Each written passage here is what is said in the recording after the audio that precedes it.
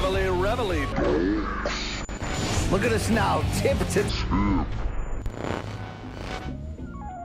Jesus. Shout out to Morning Kombat. Do you want a margarita? Yes! My God! It's us doing what we love. It's time to bang. Oh, yeah, this is a big one, folks. A real big one right here. Yeah. November 13th, it's a Thursday, 2025. 2 more sleeps, John Anik, until UFC 322 on Saturday from the world's most famous arena. So you know we had to give you the Morning Kombat pregame preview treatment. Brian Campbell, Luke Thomas, and this week's special guest back on the program, finally making his return from the Mac life, from full-time degeneracy fame. It's Oscar Willis. I mean, I'm not taking a break from the degeneracy. I'm just, yes. here This fit parlay way it too onto you. perfectly. Why is this just happening now? This guy could have taken over this franchise. Did you know he's HIV positive? It's true. It's true. And I like to share. So later on, you and I... Oh, wow. It's going to be really fun today, folks. And this is a very, very, very good card coming up on Saturday. 2 title fights, 2 different fighters looking to add to their history by becoming 2 division champions. Loaded card, welterweight division on full display. Tracy Cortez era is still upon us. I mean, what a time to be alive. Are you right? wearing pantalones? All right, that's too far. But I do want to set the stage with a couple things. First, you can like the show. You can subscribe to what we're doing here on Morning Kombat. Tell your friends. Spread it like an STD freshman year, folks. Like HIV. All right? There it is. Also, you can subscribe to our extended YouTube channels. Shout out to everybody watching on the DraftKings Network. And, of course, all you divorced dads that are grocery shopping for one. We're in your ear hole right now. Yeah, consensually, right? Also, we got merch. We got November exclusives. If you go to morningkombat.shop right now, they'll be here until they're gone. The Dripping Blood logo is available in sweatshirt or T-shirt. Hey, how about Combat Buddies, brought to you by Average Joe Art? You can get autographed posters. You can get a T-shirt, match your colors. And for one lucky customer who orders an autographed Combat Buddies poster, you not only get the signature of LT, you not only get the signature of BC, one lucky customer gets a bonus Oscar Willis signature. This is true. Yes. And you picked a special spot to apply it. Just not for the first time. I always pick Luke's genitals and I try and cover them as much as I can. That's how he knows about the AIDS. You sicken me. One lucky person could jump on that train, Osborne.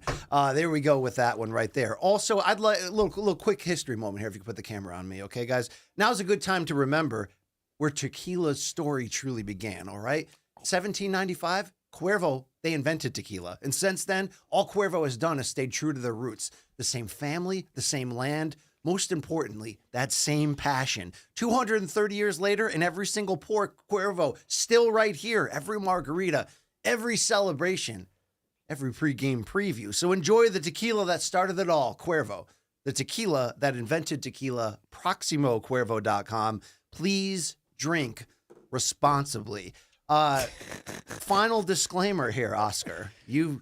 Let's be honest, Luke. He would have been drinking irresponsibly anyway. So it's perfect timing. Because he's drinking with us here, he can't be smoking meth in the hotel bathroom. That's a little too far unless Craig Jones is in New York. Yeah, and that's who I usually get my Craig meth is here. He is here. I mean, Okay, seeing him then tonight it's for the not meth. too far. Actually, I've been talking to him a little bit this week. Yeah. We have one rule here, that you must deliver analysis that wouldn't be protective of anyone in particular, except for our sponsors, of course.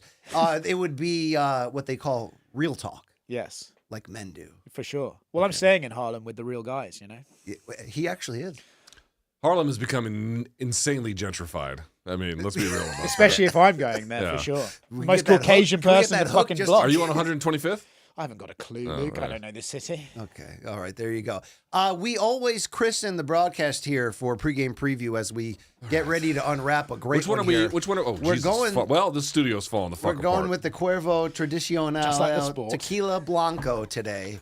So I'm a real man, so I'm going to shoot it. All right. Well, All sorry. right. Sorry. I mean, what the fuck? Like Lee Harvey and Kane before me, I'm going to shoot it. But these guys are going to mix it. So here we go. Your hands are literally shaking, Brian. No, that's just the earth around me. Okay. All right. In fact, I feel the earth move under my feet. Because of the weight? Your motherfucking hand is shaking. Okay. Yeah, I know. Well, that's because I'm an alcoholic. Hold on. All right, Luke, are you mixing that with syrup? What do you got over there? Sipping on some scissor. Hang on. Let me pour my. Before we take this first shot, margarita, folks. Okay, before we take that first shot, let me tell you this: this UFC 322 pregame preview is brought to you by Cuervo. Now is a good time to enjoy the tequila that invented tequila. Luke, fucking eyes are watering. We always salute to the divorced women watching the show. Also to all Colombians out there. Do you have anyone, Oscar, you'd like to throw this shot at? Shouts to Craig. Craig, for sure, and all of Colombia's exports. And among the many hookers in your life, Dan. Yes. Dan, thank you. He's the main one. Luke, will you do the justice? Yeah. Arriba, abajo, al centro, pa dentro. Incorporated. We're gonna do it. On your marks, get set, and go now. Not a dream that we can show now. Are you driving later today? I'm not. Driving you crazy. Yeah, I'm not. Wow. All right. This is how we started. This is how we started. This is how we started. UFC 322, it ain't 205, it ain't 217. But for the modern day standards, for 2025 matchmaking, it's pretty damn awesome. And we always start this part with a letter grade of quality to cards, top to bottom. What are you giving it? Well, as Dana White says, you can't judge the card until it's actually taken we place. can't even give a grade, you know. But I think it's good. And like you said, in this year of MMA, this is about as good as it gets. I think it's the best card of the year. I'm going to give it a B. Oh, whoa. Are you out of your fucking mind? Get out. This is at least an A, right? In this. There, go on then. I'll give it an A. Yeah, it's an A. All right. I mean, it's an A. I mean, again, I mean, would you accept A cups on a blind date? What? Here's the two things. I have B cups. Okay, here's the two things that this card is missing. Number one, it's missing a superstar. That's what I was thinking. It definitely doesn't have that. And number two, it doesn't really have rivalry. Right. No buzz. There's buzz off of the history at stake, but there's no buzz off of the mono. And the fights themselves are massively consequential. Like even the non-title ones, like Brady Morales is an important fight. Leon, if he loses this one, he's in deep shit against Prates. Like there's big stakes, but nobody is like at each. There wasn't like how would you describe the rivalry between Conor and Eddie? It wasn't like they had a long-standing rivalry, but it was hot. But he was on a march, and that was the final boss essentially of that march. So it carried not just stakes, but he was in his face about it too. I feel also as well, Conor, because of the way he used to speak, right, he added stakes to his own fights. Because Islam's kind of understated and doesn't say a lot. If Islam loses, I don't think it really affects his legacy necessarily. But if Conor had lost, moving up to lightweight after all the shit he talked, it would be like a massive blow to what he had created. Right. So I think, to your point, I think the fights themselves are incredibly competitive, exciting. But the narrative around them isn't quite what's there for me. It's been a little quiet this week, don't you feel like? Yeah. Yes, but I do think it'll heat up as we get closer. I have one thing I want to add to that. I looked up this week what the UFC 205 media schedule was, and it wasn't much different, but except on that Wednesday there were two things that were different. That Wednesday morning... Was it sponsored by V-Chain? It wasn't sponsored by V-Chain. Yeah. That Wednesday morning, on the floor of the basketball court, they had Conor and Eddie and everyone else work out with the fans there in attendance. And then in the afternoon, that's when they did the Ultimate Media Day. So Habib was there. Remember, he looked like shit when he was cutting weight. I remember James Vick was on that card, if I not remember. Or maybe he was 217. I can't remember. But in any case... It was a bigger day Wednesday, so kind of the story of it got going a little bit earlier. Plus, they put out that triumphant video. Did you guys see it recirculated this week? MMA On Point shared it about like kind of taking Madison Square Garden in this moment in history. It had a big the UFC itself had a narrative heading into that week, whereas this week that is also missing. But I feel like it's better than some of the recent MSG cards for like, oh shit, I do have to see this feeling, right? Quality of fights, it's very, very high today. The sport's deepest division has 3 fights in the main card alone, including the main event title, which has the history around it. Love it. And maybe in the co-main event, which is so historically unique and strong, you have 2 of the classiest fighters in history as well. So it's going to be more about the craft than the noise and the nonsense there. But as we close in and prepare to break down this main event, reminder that today's episode is presented by DraftKings. DraftKings, the crown is yours. Let's head directly into the stakes involved here. But before we do that, Long Island Luke, I do want to represent the 4th member of our broadcast team today, the bong enthusiast, the producer, the director, the host of the main card minutes prop quiz, which is on fire, Oscar, right now, right? Did you do prop quiz yet? I did it twice. I lost both times. Yeah, I did it twice. I lost both times. Yeah. Yeah, I'm the season 1 champion, guys. I don't know if you ever heard of me, right? Yeah. Your autism is stronger than the rest of us. Yeah, $100 richer. Long Island I Luke. did the first episode of it Yeah. where we had more categories than MMA. Random motherfucking table. Yeah. And then it was like, who was the curtain joker opener for UFC Apex 73 and a half? And it's By the like, way, who the fuck knows this shit? Can I also point out, for 500 points, he had who main evented UFC 189. I have no fucking Yeah, idea. What are you fucking doing? It's Connor and fucking Chad Chad Mendes. Mendes, shit. yes. Wow, I What guess you you just fucking dunk justified us? that was But a I good don't question. follow the fucking Ah. numbers anymore. I can't match. It's the biggest event they ever had. 189? No. Yeah. Habib and Connor was bigger than that. Yes, but numbers. But he lost that fight. I don't like to remember it. 223. 223 was bigger than that. I was there for that one. That was Brooklyn, 223? Yes. Which one was Connor and Habib? 229. Yeah. All right. Well, You I'm really close don't? enough. Yeah. I really don't No know the wonder you fucking lost. numbers. October Yeah. 4th, 2018. I don't know the fucking numbers All right. at all. So, Long Island Luke, after that long intro, I believe, speaking of our merch earlier, you have something amazing to share. Yeah, so Average Joe Art, our famed, what do we call Do you know him? Joe Designer? Romero? This guy's the Yeah, best. designer. I've been Yeah. speaking to him DMs. He, Okay. In honor of the combat buddies for this month, he made Oscar as a combat buddy. And it is the limited fresh powder edition. Oh You can my see some gosh. subtleties there around the mustache. Okay, He's actually done me a service with the beard, let's be honest. I was going to say the bulge, the genital region is That's true. it's announcing something that it's not, that it's lying about. Yes. It's over- amazing you don't have a syringe in your arm and or handcuffs on. No, but I do have powder around my nose, I noticed. Now, there's no way they can buy that on Morning Kombat. No, so this Shop. isn't for sale, but Oscar did sign one of the posters. So one lucky fan will get Lucky. Luke's junk signed by That's Oscar. just a great Congratulations. moment in Morning Kombat history right there. All right, let's get into this main event here, guys. So much history at stake as Islam Makhachev looks to become the 11th or the 12th, should Weili Zhang do it in the fight before him, two-division champion in UFC history and one firm step closer to immortality and really being considered among the true greats of this game if he also equals Anderson Silva's UFC record of 16 consecutive victories. It won't be easy, of course, because making his first title defense at 170 is the boxing skill set and the crooked nose of one Jack Della Maddalena. Guys, I love this fight. I do love to try to attach some, podcaster journalistic extras to this to play up the hype of it. I'm going to ask you straight up, Luke. How close, or is this the fight that Islam is a more accomplished and has a fighter and has a better legacy than his great teammate Habib Nurmagomedov? Yeah, I think the problem is, again, I've made this point a couple of times. Habib is distinct in a couple of ways. One, he never lost, obviously. And then two, this is the big one that folks forget, either symbolically or even just more realistically, but a little bit of both. He was the vanguard of all the Russians taking over. He Yes. was the tip of that spear. And, the movement that he was a part of and led changed the sport. I mean, the guys who came in from his team and then after that, they all just ran the table. Not all of them being Sambo, but a lot of them being, sort of aligned with the best practices that Habib and his team had developed. Islam can never be that. He will always live in that shadow. But I'm sorry, if you go up to 70, and I don't know if he'll flatten Della Maddalena, but let's say for the sake of argument that he does, this is a level of accomplishment that Habib simply did not reach. Yes. And you have to respect what it means to go up in weight. And again, I want to remind something. How old is Della Maddalena? 29? 28. 28. Islam is 34. I mean, he's not exactly a spring chick. He's not over the hill by any stretch, but he's not young. And now he's moving up in weight in this advanced age. Like, that is absolutely, to me, look, what win does Habib have that's better than that single win? The Conor win is bigger. Sure. But in terms of what it means to do that, he doesn't have a win like that. Well, if you look at the stats, Habib retired 5 years ago at age 32 at 29-0.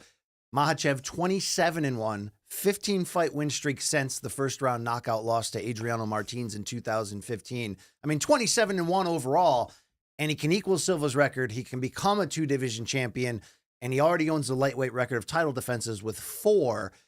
It took a while for him to get big names, Oscar, but once he got them, he had a Habib-like run, maybe even longer, the run that Habib had to close where he submitted McGregor, Poirier, and Gaethje in succession there. Do you think this win puts him past?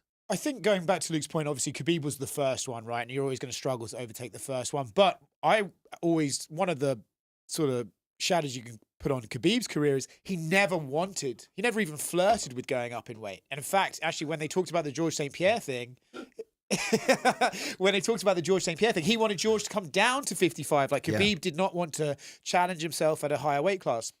Whatever, you were the best at lightweight, so that's fair enough. I think also one thing that fighters need in this sport is a rival. Right, Conor and Khabib had each other, and that's Conor had like fucking 32 rivals. But I think Khabib had Conor, and that sort of elevated him. If Islam could find a rival, which could be in the form of Ilia Topuria or Sarukian, if you can get in the cage with him, but that seemed to have that ship has sailed, right? Let's get through Dan Hooker first, bro. Yeah. But I think if Islam could find a guy and a dance partner that made a fight big and elevated, that could be the thing that finally gets him out of the shadow of Khabib. But to Luke's point, I think you're always going to struggle getting past the first one. In terms of the Anderson Silva record being equaled, I don't know why it feels, maybe it's nostalgia, that Anderson's feels cooler and more special. But actually, if you look at the names and stuff, beating Alexander Volkanovski is a massive achievement. Dustin Poirier, massive achievement. And if you look at Anderson's streak, maybe not comparable names on that. So yeah, I mean, and to pump up Makhachev more, he's got a decision win over Sarukian, but he's got stoppage wins over the names you're talking about: Oliveira, Volkanovski, Poirier. What made Anderson different was that there was two things. One, he was the first. I mean, John Jones was doing stuff like that too, but he was also having problems at the time. So like, it was sort of. Well, I mean, serious. It was kind of like stop and go, stop and go, stop and go.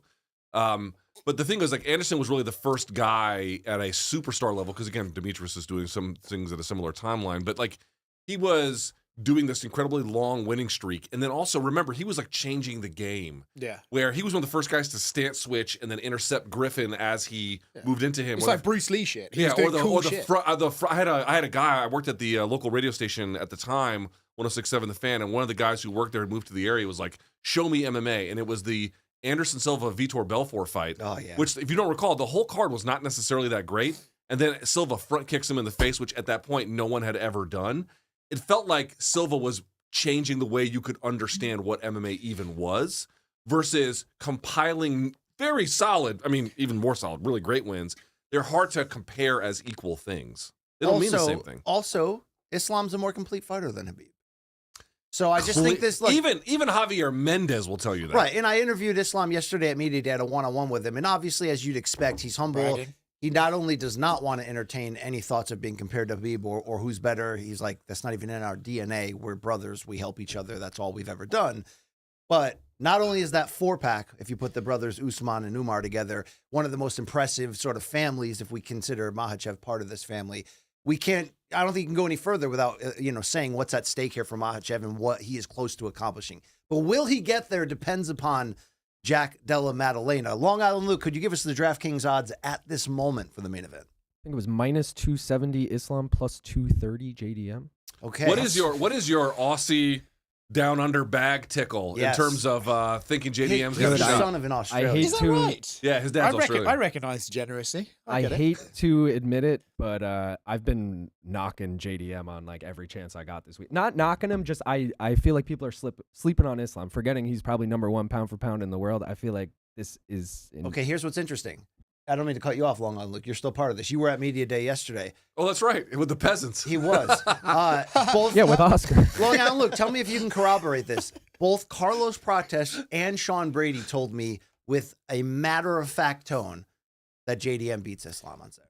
I think actually, if you look at the way the narrative of this fight is, a lot of fans are picking Islam, but it seems like most of the fighters are leaning Jack. Whether that's because they put a lot of stake in the weight difference or something like that, or if they just recognize Jack is a very talented guy, and it could be, we don't know, could be the next stage of evolution in MMA. Well, let's give him his props. He came to the title under not normal conditions, meaning that he was hurt, he was laid off for a while, but when Shavkat got injured, he slipped in there, got the chance against Bilal. Remember, he was supposed to fight Leon on that card. Yes. And they all switched it up last minute. minute. When given the shot, he stuffs all the takedowns in the first 3 rounds against Bilal, only gives up 3 out of 5 takedowns in the final 2 rounds, outboxes him, wins it legitimately. But what Sean Brady said specifically, and Luke, you follow the technique close, not just of the tatted ass cheeks, but of the ground game. The tatted ass cheeks. Sean said he had a camp with Jack, and the biggest thing was his awkwardness on the feet mixed with the fact that he gets up consistently when you take him down. Right? Yes. You got Craig Jones in the corner. You got Volkanovski lending his experience as to the coaching staff as well. Is the media, are the fans, are the odds makers overlooking what really Jack has the opportunity to do? I mean, I got to be honest, this is a really tough one for me too. I'm with him. Like, I feel like people are just completely disrespecting Islam. But then when you really do the, Oh, wait, I don't think they are. I think every sorry, media...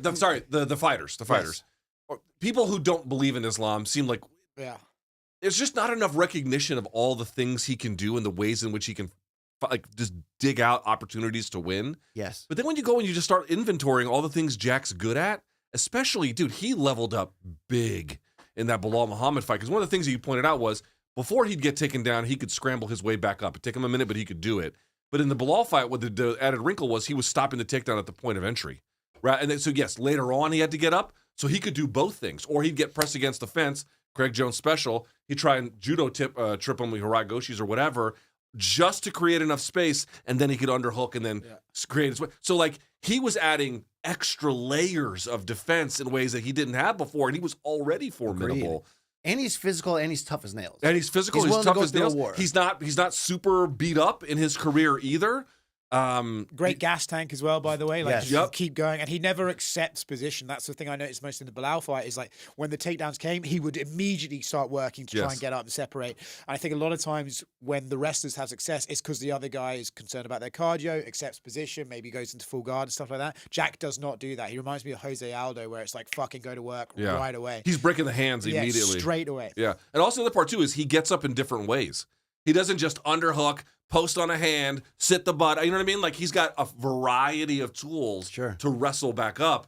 I mean, but the thing is, it's fucking Islam Makhachev. Well, we forgot this shit. Islam, if you roll to turtle, it's over for you. It's over. Yes. He's taking your back, or you're going to sleep with a Darce or a short arm Darce. And he can knock you out with kicks. He can outbox you. He can do a lot of things. Fucking Islam is good, dude. Yeah, Islam's good, but I think, as you said earlier from Sean Brady, Jack's also very good but awkward, right? I went back and watched some of the clips from the Bilal fight earlier. He's throwing like, if you showed him to a boxing fan and said this is the best boxer in MMA, they would go, his boxing is shit, because he's like very loopy and wide. But they're awkward angles that I think catches guys off guard. That's what DDP does great, right? He does a lot of awkward shit like that. He's more awkward. Yeah. He's Wow. Okay. We don't use that word on the show. I realized as I was halfway through it. Thank you, sir. And when I mentioned it was a non-traditional path, we didn't get to see Jack beat a certain level of high-level contenders that would be prerequisite. He rallied to knock out an old Gilbert Burns, who would then go on a losing streak. But he had back-to-back split decision wins before that, including that last-minute one against Basel Hafez. where he didn't look like $1 million. I mean, but that was like last-minute notice, and that dude is just a kind of a. I mean, he's not on the level per se, but he's good. And he's physical as shit. But it's a setup to say when he was given the opportunity, it's shown through who he really is. Yeah. But it's crazy that this is the deepest division with a huge bottleneck atop, which is only made worse by Shavkat's delay and layoffs due to injury. But you have the guy who, I don't want to say didn't earn it, but had a long, a quick path to get there against the guy coming up from the other division. But this is sort of the power division of the sport. And this main event could end up being an absolute banger. Just could be physical and fun and crazy. I mean, you hate to sort of jinx it, but I don't see a way the fight's dull. Like the two of them, their styles, their physicality, as you pointed out. I think for however long it lasts, it'll be a very sort of high level. Everyone talks about the Volk fight with Islam as like the highest example of skilled MMA, right? I think this one could equal that. I think Jack and Islam, this could be a very high level, exciting fight with a lot of stakes. So can the women, by the way. For sure. Yeah. I know you're a big supporter. You're a big supporter. I know. Nah. I'm an athletic supporter of the women. Okay. You've got on an athletic supporter right now. All right. Staying with you're the one who buys all their like used clothing after. No, never. I don't subscribe to any OnlyFans and never have. You just steal. Yeah. Speaking back to the actual fight at stake here in this fantastic matchup, when we talk about the idea that Dustin Poirier did have success striking late against Islam, does that mean Jack will have big moments of success? And is Jack's advantage in striking enough that he could actually control the fight with it? Or are we, again, overlooking Islam's timing, his everything? Like, he's accurate as shit. He's got great defense.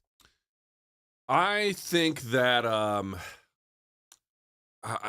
honestly, to answer the question, I don't really know. I honestly believe the most important question is, to what extent can Islam get the takedown, disrupt Jack's rhythm, or more importantly, hold him against the fence, and not just to even take him down, get him to a knee, so then he can wrap the outside leg, and then he can just start working where, yes, Jack's good at wrestling up, but at a bare minimum, he just can't get offense going from there, Sure. and it just allows him to do that. The striking component, I've said this before, I'm just going to maintain it. I just feel like as long as it's a striking bout, Islam is not shitty at striking at all. But he's not on Jack's fucking level. He's just not. And I don't think he's going to have the physical, even if he's up, the weight class and he's more naturally suited for this, especially at age 34. Dude, Jack is big.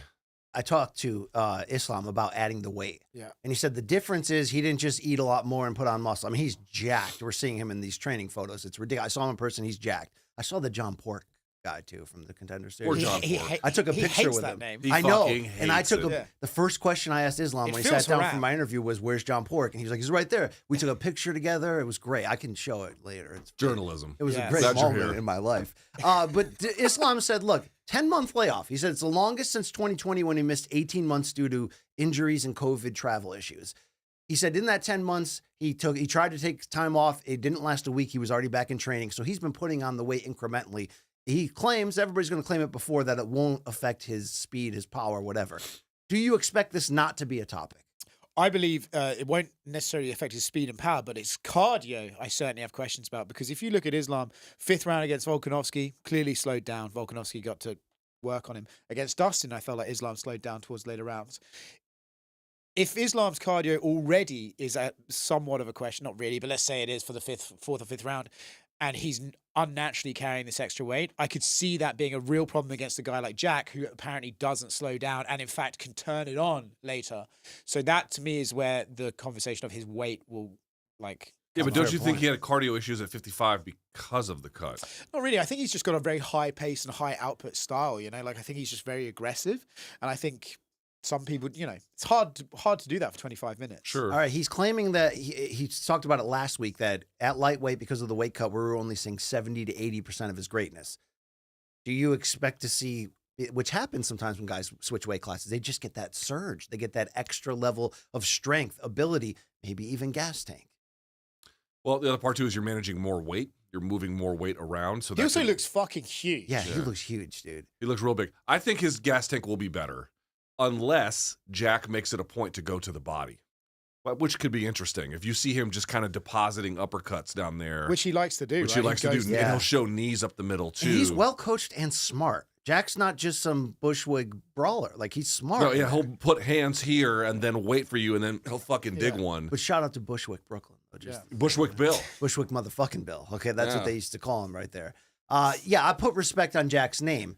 But will we actually see a fight here? Here's the question. I asked Islam, what would Abdulmanap, your late coach, say about this matchup? He went, oh. He goes, he would tell me, and it's obviously not a secret, you have the wrestling advantage. Take him down. Don't risk getting hurt. Control him there. Win the fight. And I'm like, okay, you're going to do that? And he's just like, brother, I'm prepared for anything. Brother. We just saw in a big title fight, Chimaev kind of do what Coach Abdulmanap, even though it wasn't his coach, would have wanted. Laid on DDP, didn't worry about trying to finish him, beat him up a little, but just kept that pressure on. Yeah. Turns out if it's life and death, if you win the belt, you're going to be really cautious in a fight. But Jack is also not going to be easy to do that to. But can Islam do that? Is that in play? I think the reality is if you try and pancake Jack on top, chest to chest, he's going to be much, much, much, much fucking harder to hold down. I think you have to get to the back. I honestly believe that. Or bring him down to a knee on the back. Something like that where, crab ride from the back, pulling him off of his base, but, making him work from that position. And not, by the way, if you're on the back, not going to your own back and then bringing his weight. Why? Why are you smiling like that? I'm just really happy. I just love being here. It's great. What's wrong with you? Just enjoying this moment. I just had another shot of Tequila Blanco. It's it's a good time. All right. Great old What I'm trying Tequila to that made tequila, that. What I'm trying to make is if you look at a lot of the get-ups, some of them come from Turtle, but they were like reversed into those positions, whereas Islam and Habib setting the tone tend to be very, very good from there. I think that's the key. You have to get behind his elbows to the waist, take him down to the mat, and then begin to work an offensive sequence from there. The other thing I brought up to Islam was something that you had said on Monday that was becoming a narrative, the idea that, hey, maybe Islam at 34 wins the title, takes one more, or gets the Topuria fight, and then retires. He said no directly to that. He said, in fact, not only have I had 10 months off and I've put on the weight the right way, he says, because I don't have to take these weight cuts hard anymore, I'll be able to fight more often. He said there's no definitive timetable. He's going to fight for as long, Yeah, unless he gets stretched here. Right. Everyone's at this age is 2 consecutive defeats from retiring, but that was interesting as well. He's here for a good time and a long time, ultimately. But will he get it done? Long Island Luke, are you backing? Because if someone's from Long Island or Down Under, Long Island Luke's going to pick him right here. What do you got? I'm going to throw in the Australian parlay of Cody Haddon, Jack Della Maddalena. I think you just gotta. But truthfully, I think Islam's going to win this, and I think he's going to win it in under 3 rounds. Wow. Oscar Willis, put your money where your mouth is, where things have been. Oh, as a man with a deviated septum, I have to recognize Jack's skill, and I'm going to have to go for him. Did you see them asking about Jack's nose at the media day yesterday? Poor Aggressively? Bon. It wasn't this. Mike Bon asked him about his nose. What is this, some great mystery? No. So it was before the Bilal fight. It just went viral again. And actually, Bon's showing me his DMs. He's getting a lot of abuse, which I enjoy very much. But he asked Jack. He went, if you win a great fight here, you'll get more money. Can you get your nose fixed? And he asked Jack if he was going to get his nose fixed, and Jack was quite clearly pissed off. Oh, I did see that one. Yeah, Yeah. I've got one of those noses too, so I know what it's Sean like. Brady's got one of those noses. You got two He does. guys Sean in the Brady same does. division with the whole shit. Yeah. But people, But Jack's is Jack's is really bad. drastic. But if you ask these guys, it's the same answer, which is, why the fuck would you fix it if it's just going to get shattered again? people think I'm like an ex-fighter, very no, ex. Absolutely. you, super heavy. Not a soul on earth thinks when I that. started doing boxing broadcasting, Yeah. a lot of people were like, "Yo, you're an ex-amateur." Like, You remind me of Bo Mack. So actually. I had the equivalent of Wow. Give him a bag of Cheetos. I had the equivalent of not elephant ear. Yeah, elephant ears. Yeah. Fuck. Yeah, you're sober. Yeah. Okay. Professional athlete. I had the equivalent of that, but normally I have it at my toes. Like I feel like a man's toes should show the journey that they've walked. You know what I mean? Like, Sure. You've never given the elephant ears to somebody? It's a bit of a weird analogy. Wow. You don't know what the elephant ears are? I was talking It's when you more, pull your pockets Of inside out and let course. your wang I hang didn't know out? that. I was talking more about the cauliflower here, obviously. Oh, cauliflower. So that's the same thing. It's a badge By the way, of I honor. showed Tukey cauliflower ear, and now she's horrified Yes, about it. of course. Don't My bring daughter. Uncle Yeah. Sean daughter. over. By the way, Sean Brady, love the guy. Said he still listens to every single episode. Fucking of Sean Sean Brady. Brady. That's what I'm talking Fucking about. Sean Brady. Smashed Leon Do you Edwards think in he's- London, but that was sad. Do you think he's pissed that I was mad after he lost to Bilal? Because I was mad. Not as fucking mad as me, dude. I was furious. Yeah. Why? Oh, He I said find you would have Bilal had to quite got a boring. tattoo if he won that fight. You're so- right. So I got away from not having a tattoo, although it would have come with Morning Kombat cameras while we got tacos in Philly. So that's That would have been cool. win-win. Hey, let me ask this real quick because you didn't bring it up totally, which is the Craig Jones effect. So, and it's not just Craig Jones because, as I think you indicated, it's Volkanovski Yes, too. yes. Fought Islam twice, kind of 1.5 really, but basically fought him for about 6 rounds. And Craig Jones has dealt with, I think I was talking to Craig, this is his 9th championship camp he's been in. Yeah. Something insane. He hates it, dude. He hates it. But he certainly knows Islam really, really well. To what extent, in real terms, do you think Craig has been? Craig is obviously helpful. How helpful? So, listen, obviously, I've got a good relationship with Craig, so I don't want to come across too biased here. And Islam made the point, like, you can't learn a lot from just like 1 or 2 camps, But I think Craig's creativity with someone as young as Jack, you see improvements off Jack every fight, right? For sure. But drastic improvements. And I think the guy who fought Bilal is completely different than the guy we'd seen before that. And I do think in terms of his scrambles, sorry, I saw that they're talking about my Has prostitution. befriended many hookers, not just Dan. But in terms of like his scrambles and alluding to that awkwardness as we did earlier, that is Craig. Craig is a creative, scrambly guy, and I think a lot of people underestimate Craig because of his degeneracy and his shithole lifestyle. That he's actually very switched on. Like I know when he goes into these camps, he has masses of video footage broken down into slow-mo that he shows the guys he's working with and says, this is what he does, these are his tendencies. I know he did that with Aspinall when he went over there as well. He actually does break it down. He is very serious about the jiu-jitsu when it comes into camp. So I think, listen, is he gonna just turn anyone into a winner? Not necessarily, but is he an X factor that can help you get an edge in certain situations? I would say so. Yeah, especially with Islam in particular. Yeah. So who wins on Saturday? I thought I'm leaning towards Jack because I certainly like the plus 230. I think is way too wide. That's not a bad bet, yeah. But I think I'm leaning towards Jack because I just think he's, it's the way this sport works. He's the younger, fresher guy, and he's still improving. I think Islam's is at his peak. I don't think he's like getting worse or anything, but I just think there's too many asterisks for Islam right now in this fight. Whereas Jack is like just cruising, Jack's so good that he can win, and it wouldn't change what we think about Islam. It would halt Islam's future growth, for as long as that loss lasted. But I'm not ready to accept, like when I still match these guys up, and I know that there's the potential of moving up could infuse Makhachev. I know how tough of an out Jack is, but when it goes to the ground, is there going to be a window for Islam to submit him and bring the end to this fight? That advantage is not nothing in this. That's still the foundation of this matchup. That's what sets the betting odds ultimately. I'm voting against Islam until he makes me. Not this version. Yeah. Not this guy that's hungry for greatness. Not this guy. He got jacked for this shit. All right. He's on creatine now. Probably. Yeah. I'm taking Islam by submission, Luke. Okay, by submission in the fourth. You're like round. He's on creatine. I'm like, oh, is he on melatonin gummies too? So Luke, that's what I got. What do you got? I'm gonna go Islam. I mean, listen, I think what he's saying is right, dude. Can I be honest? Please, about time. Well, yes. I mean, I'm just being serious. Like, I don't have a strong beat on this one. Some of the other fights, I feel like I have a bit of a stronger one. This one is a little tough for me because there's unknowns about Islam moving up. JDM looks great, but that was against Bilal, who is a very good opponent, but not Islam. At least not what we think Islam is going to be. As you mentioned, he was not supposed to be in that fight and got kind of pushed in there by accident. And great, he overperformed. I fully recognize that Craig is an X factor. Like, it wouldn't surprise me, honestly, with other directions. I just kind of feel like Islam's got a lot of different ways to win, and that should show up over the course of a bout. One final thing Islam told me is... You're a pussy? Yeah.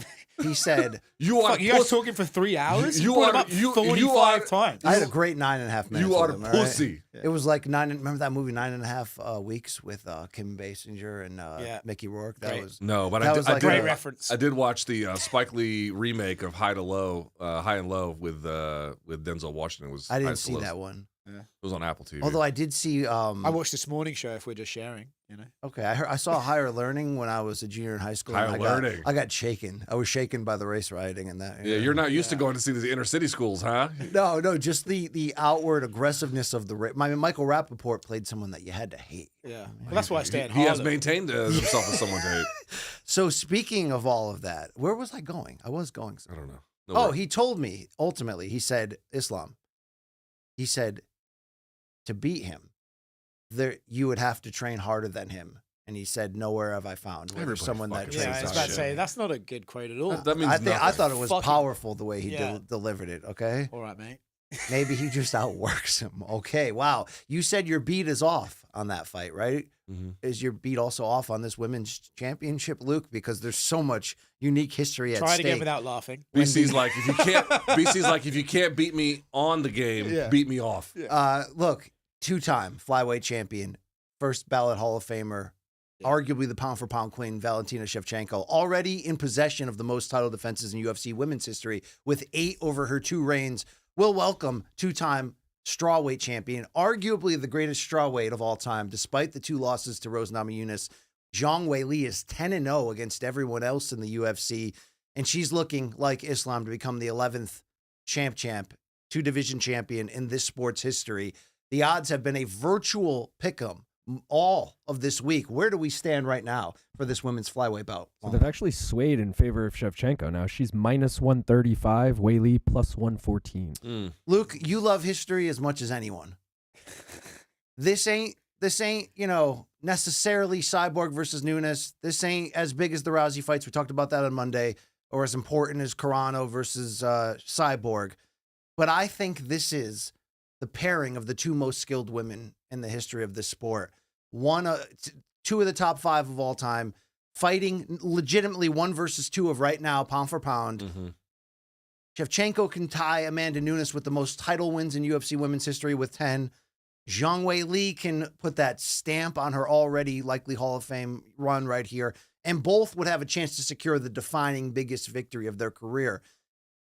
Rarely does it get better than this, historically, this fight right here. Yeah, I mean, in terms of what's on paper, there's not much to dislike, as you indicated. I think the most important one is pound for pound number 1 versus 2. That's really what you want to see. The issue is... You guys are discounting Nunes? She's back, technically. Is she? Is she back in the testing pool? No, or? she has, but Really? you don't, she doesn't get ranked pound for pound until she fights again. That's how that works. Fair enough. Well, whatever. Yeah, I mean, Get I'll AI reconsider the moment she wins or fights again or something. But in this particular case, I mean, again, this is a phenomenal contest. I mean, there's just a couple problems with it. One, as you indicated at the start of this, there's just no heat between them at all, like nothing, which doesn't have to be necessarily. The other problem I have, though, is you can be like, all right, well, they're not trash talking, but the fight's going to be a banger. I just don't think Shevchenko is going to allow this fight to be a banger. I think she's going to allow it to be not bad. I'm not saying she's going to be a wet blanket in the way that she was against Grasso, in part because I just don't think Zhang Weili is going to let her. That to me is going to be the big difference here. But I do believe that, like, why would you slug it out with her? Who's faster, a little bit more nimble. Well, I think Shevchenko's counterboxing is going to be an issue for Zhang that Weili. left, she's got that lead hook that she throws. I mean, she humbled Ferro in the first round, did Valentina, just with that counter Fair enough. Ferro clawed her way back into the fight a little bit. But I'm just pointing out, if you're Shevchenko and you're looking at this realistically, how is your game plan anything other than wrestling? I mean, yes, the parts Weili's around rounded it. out her game. And they have very similar Sort of, styles. sort of. Valentina naturally bigger, came from a larger weight class. That's all true. But the big question here, just like the Islam fight, is what will Weili look like at 125? She's jacked as shit ahead of this fight as well. Yeah, I mean, in the spirit of real talk, am I the only one who doesn't think this is going to be competitive? I think Zhang's going to beat her convincingly. Whoa. Really? Why? Whoa. I think Valentina's slow, like she's gotten older, she's slowing down. I think Zhang is a freak in terms of pound for pound strength. I think for her size, she's very, very strong. She picked up Shaq the She other picked day, up like she did in Ghana. Barely. You see her pick up Big Francis? Yep. She picked up Big Francis all the way up. Yeah. So I just truly believe this is going to be one of those crossroads fights where Shevchenko comes out and tries to do her like kind of point style fighting. I think Zhang's going to fucking just blitz her and get her. I don't know why. I just see that.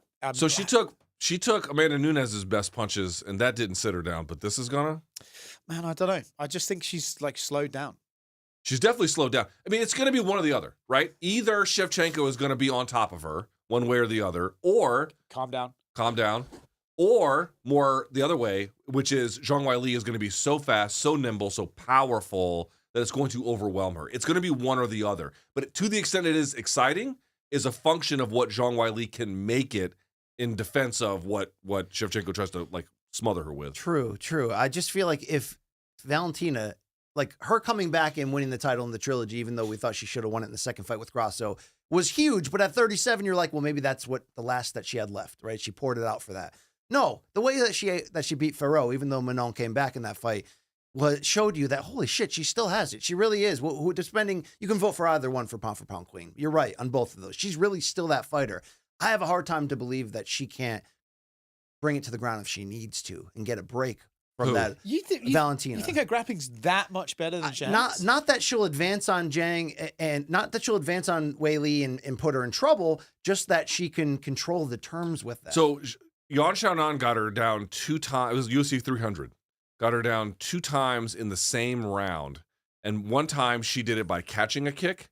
And the other time she did it, I forget exactly how, but it was off of Zhang Weili just being way too like overdone with her offense, too wide open. Yeah. Dude, if you're wide open with your offense, Shevchenko is going to eat you alive. Shevchenko's still way more precise.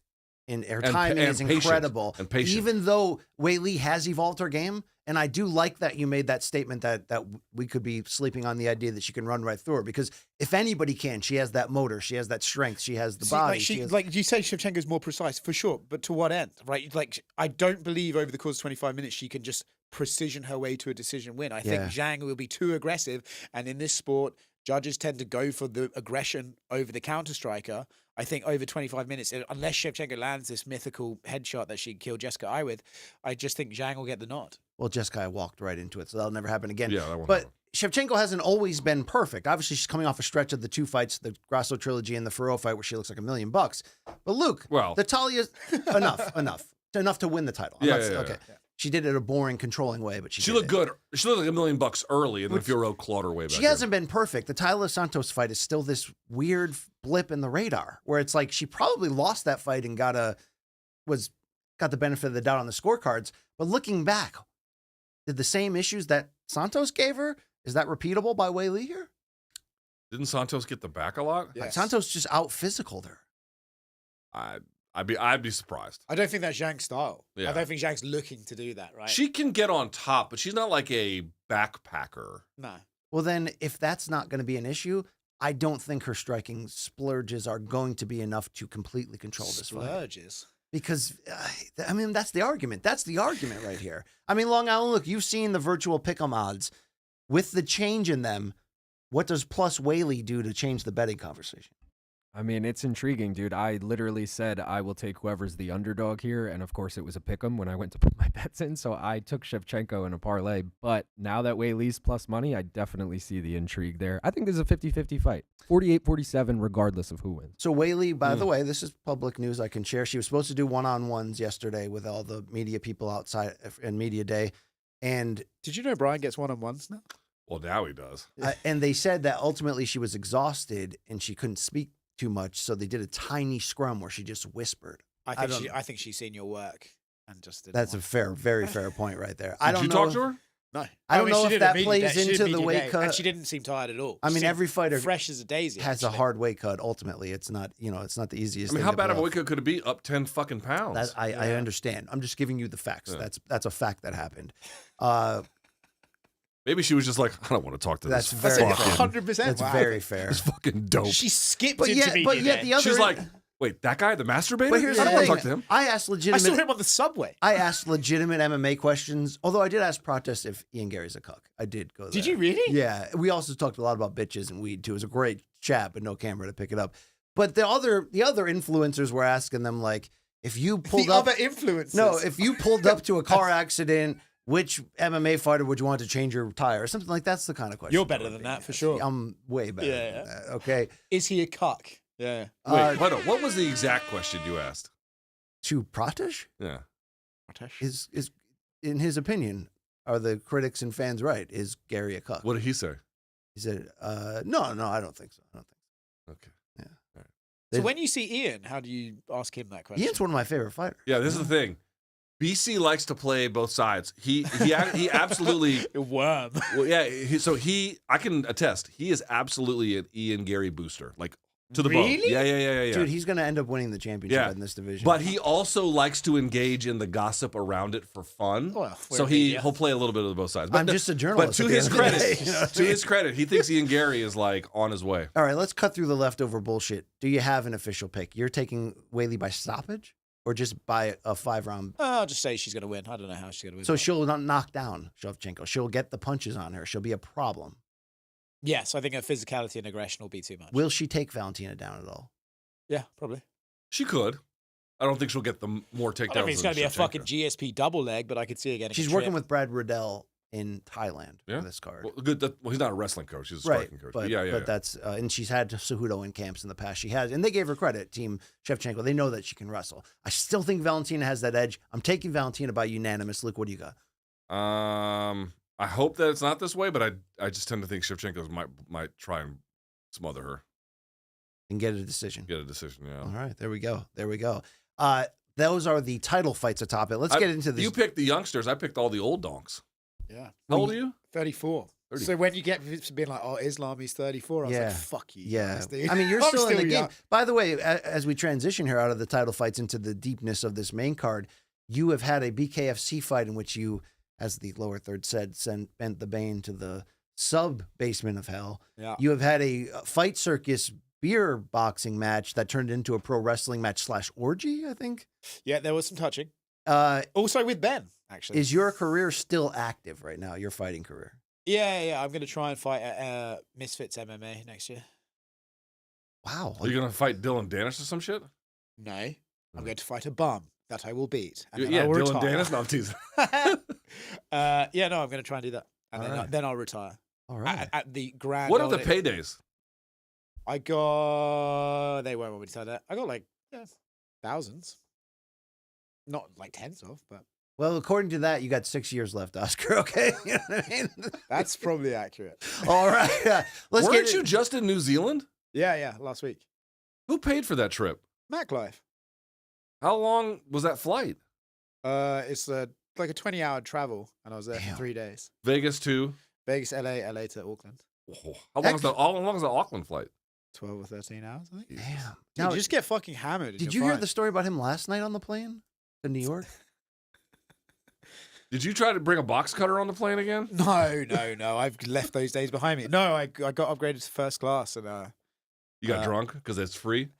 yeah, Chris Costello, UFC PR, was sitting behind me, and he said after 2 hours, he heard the steward say to me, "Sir, this is your 13th whiskey." And then, Dude, I feel bad because every once in a while I get upgraded and then at most 4. he said as well, I was screaming in my sleep on a plane. I was like, ah! You're single, right?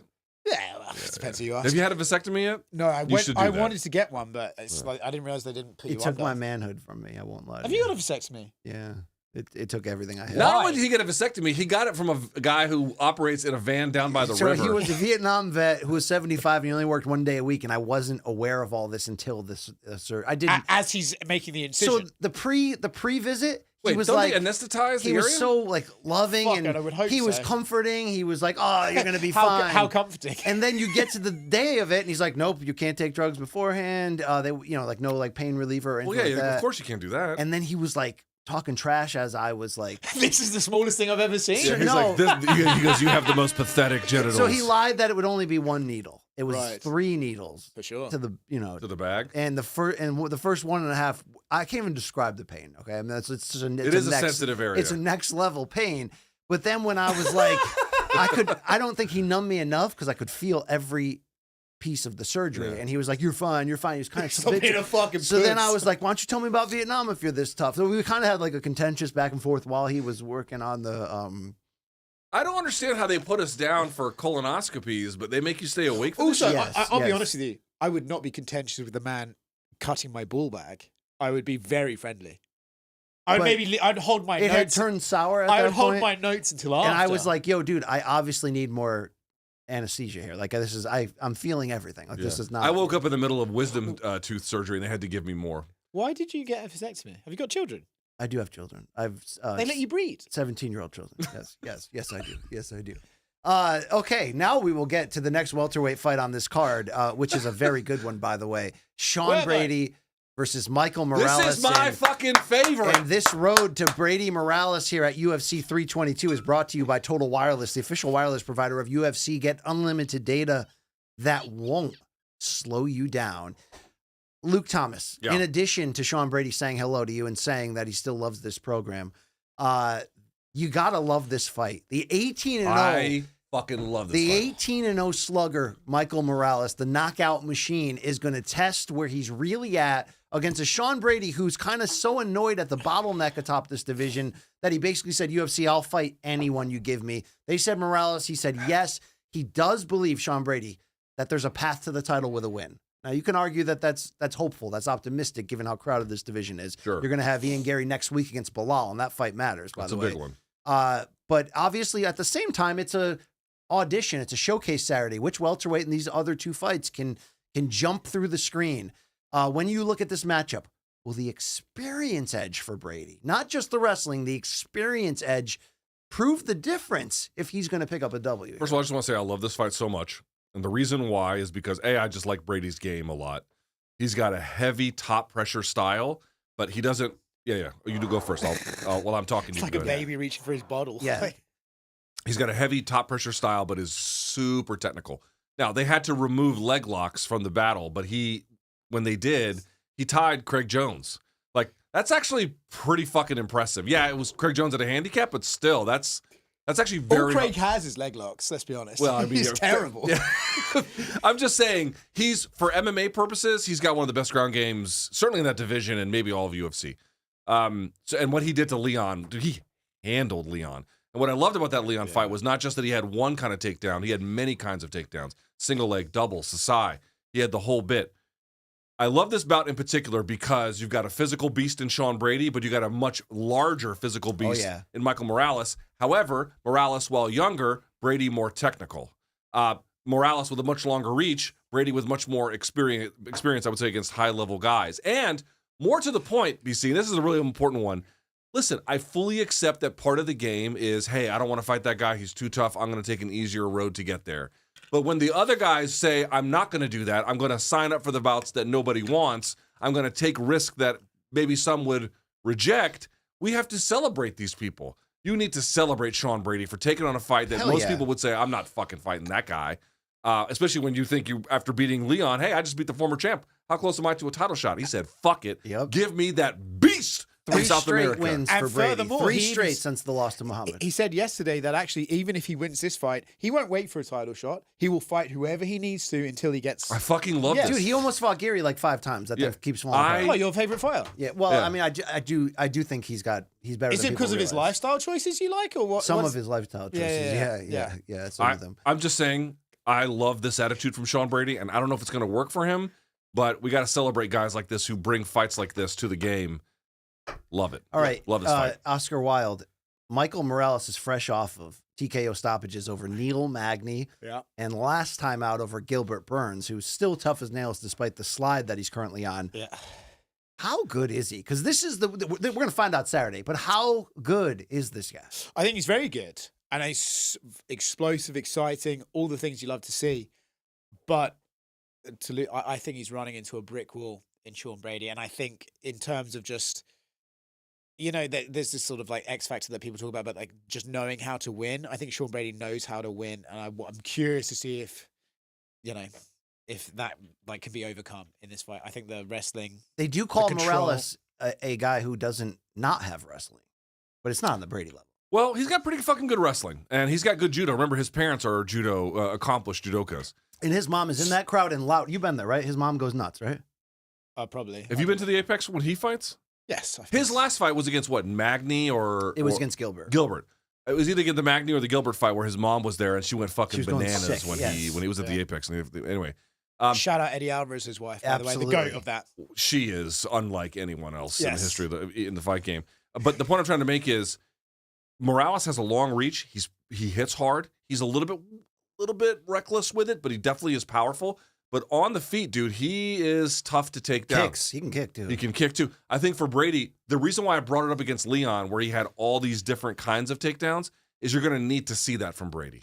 Brady's going to have different kinds of entries because not one even if one takedown is your best takedown, it may not matter depending on what stance they are, how they're moving, what weapons they have around it. You have to be able to adapt.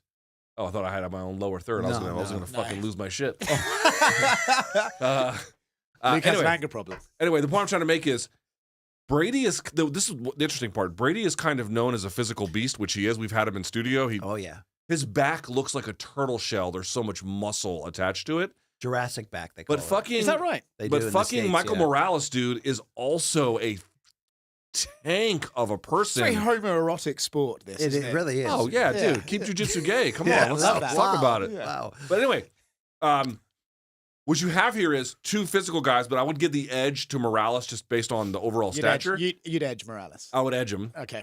However, Brady, much more technical of the two. Not so much in takedown defense, but once he gets to the floor, big difference there. So I asked Brady the magic question of, even though he hasn't had to lean on his striking in the last 3 fights since the loss to Bilal Muhammad, where his striking kind of got exposed, you could say he got knocked out, his gas tank, he got beat up in that fight.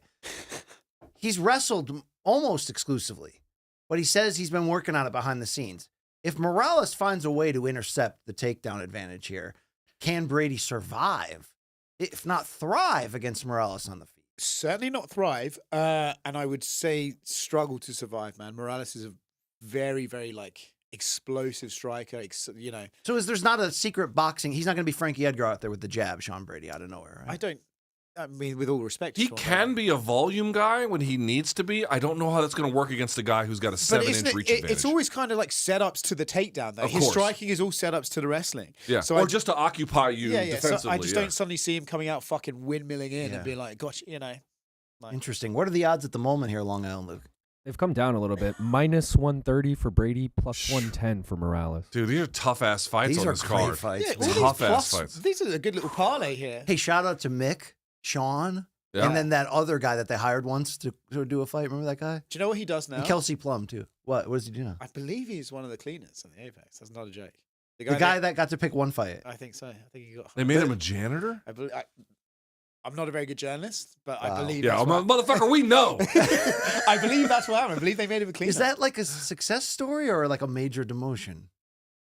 What, do you want to be a matchmaker for the UFC, bro? They have the most miserable life ever. I saw Sean Shelby in Vegas last time I was there. He came to the fight that I was calling for Yes. XFC. He was Yeah. there. Yeah. You look like a PTSD veteran. You ever seen that meme where it's the Vietnam War guy whose face is long and hanging and there's like fucking carnage in the back? Every time he sees, don't get me wrong, he's very friendly. He's very friendly, but every time I see him, it's just that meme over and over again. Yeah. Like, dude, their lives are tough. Are you going to make a pick here? Sean Brady. I got to go Brady here. I got to go Brady. I feel like we're all going to get comeuppance and Morales is going to break out, but I'm going to say Sean Brady because I love Sean Brady so much. I think he's on that run right now that gets him to a title shot eventually.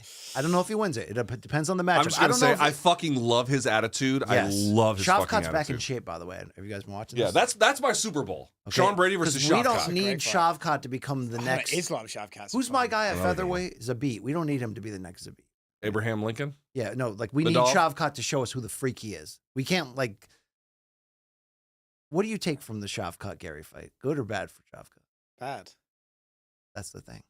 The thing. Yeah. Will he ever? The way that he But didn't he have a kills and broken skins foot or something in animals? that fight? Wasn't Yeah, that I talked to Danny Rube briefly. He didn't tell me exactly the full details, but kind of indicated he was fucked up in that fight. Yeah, I heard he had a bad. So he may come back in the same way he like skins the fur off the animals and then wears it. He might do that. That's the hardest shit on planet That's Earth, the bro. hardest So if a motherfucker walks into the octagon wearing dead animals, Yeah.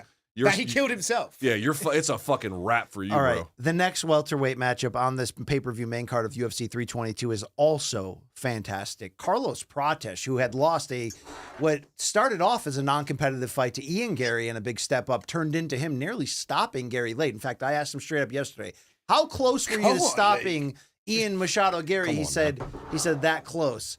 He's going to welcome a former champion here in Leon Edwards in another fight that could catapult the winner deeper into contention here. Prates bounced back and sent Jeff Neal to hell to redeem himself. He's the star of the Fighting Nerds at a moment when the Fighting Nerds are pointing in the wrong direction. This one has banger. I mean, I just met her. Written all over it. So much so that it's actually This is why your kids hate you. the only Yeah. fight on the main card that's getting a little Thank spicy. God for the vasectomy. I mean, Cuervo was already here, but we had to call him in because what Carlos Prates and Leon Edwards have been serving each other back and forth this week at Media Day is worthy of a shots fired.